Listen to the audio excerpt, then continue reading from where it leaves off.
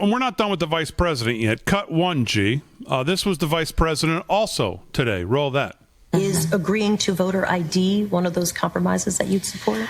I don't think that we should underestimate what that could mean.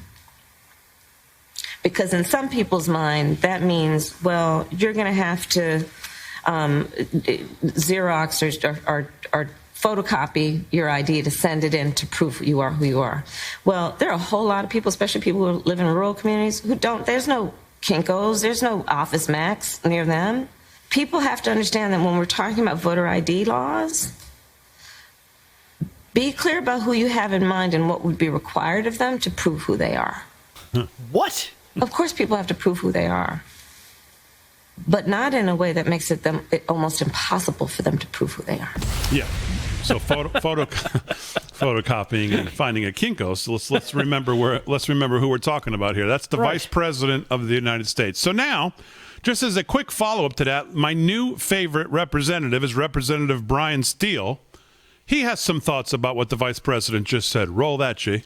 During multiple hearings, my Democratic colleagues have claimed that voter ID is used to suppress votes. Sure. However, the data clearly disputes this. Contrary to Democratic claim, voter ID requirements of lowering voter turnout, states with voter ID laws saw record turnout in the 2020 election.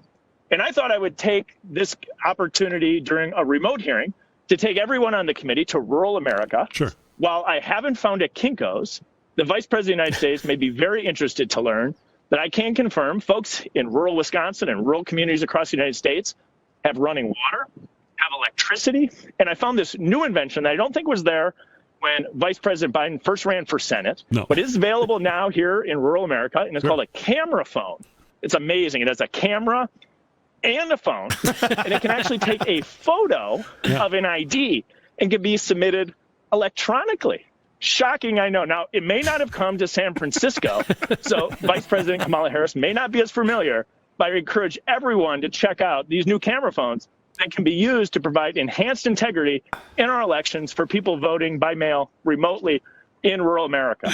Yeah, there you go. My new favorite representative, Bryan Steil from Wisconsin, on this big new development that the vice president might want to be aware of.